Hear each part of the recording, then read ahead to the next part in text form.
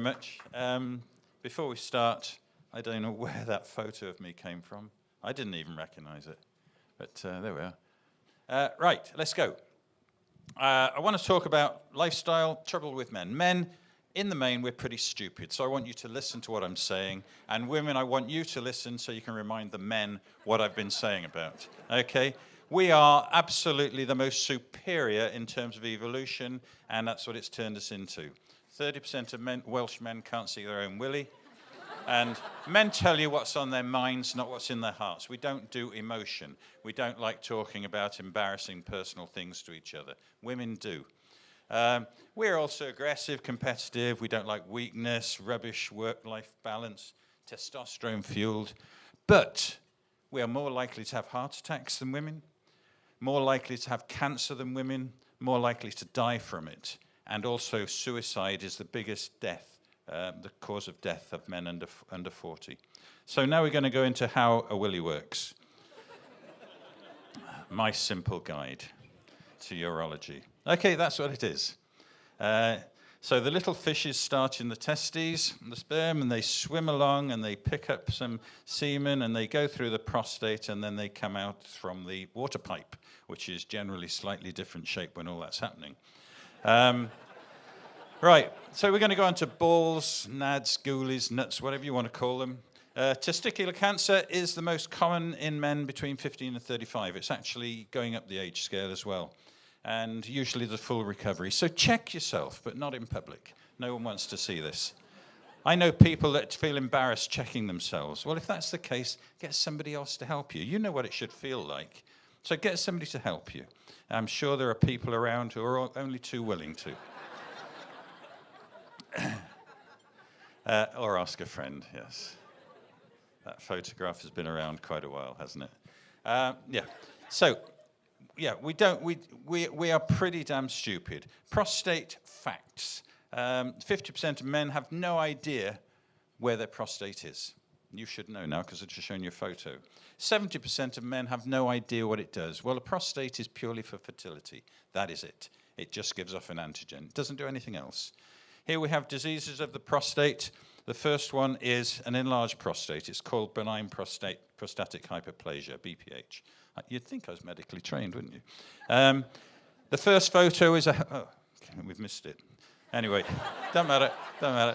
Right, the facts. BPH, enlarged prostate, is very, very common.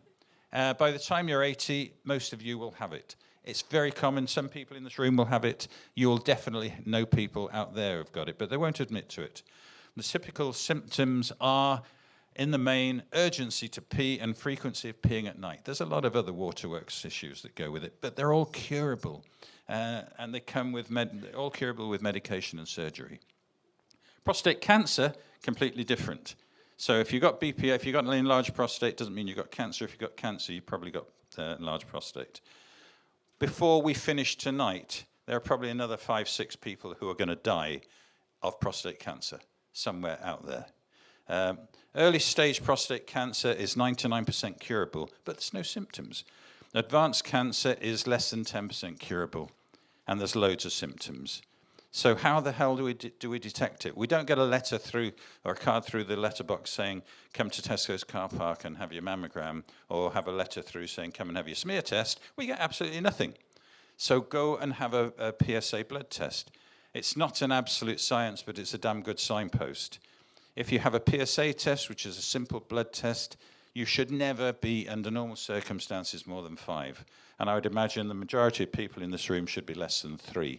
Mine at the moment is 22, because I've got prostate cancer. Right, lifetime risk of developing prostate cancer, 1 in 8 if there's nothing in the family. 1 in 4 if you have Afro-Caribbean blood in you, if you're in origin. Or 1 in 3 if it's in the family. So I've got 3 sons. Each of those now has got a 1 in 3 chance of getting prostate cancer. So early prostate cancer, you can monitor it. You can have radiotherapy, brachytherapy, or removal. I'll probably go down the removal. And that's done by a Da Vinci robot, which is housed in Heath Hospital. It's a multi-million-pound piece of equipment, and it's just keyhole surgery. And it actually just removes the prostate altogether. I've had the snip anyway, so it's not much good to me. I don't want I don't want any more babies. I'm not an aging rock star. So going forward, lifestyle, diet, check your blood pressure and your cholesterol. And if you are of the right age, or if you're in an at-risk situation, go and have a PSA test. And at-risk means that it's in the family, okay? You have a legal right, age 48, to have a PSA test. So don't get fobbed off by the doctor saying, oh, we don't believe in that. It's not absolute. No, it isn't absolute. But, Mr. Doctor, what other screening process is there? So that's it. That's me. Thank you very much. Good night.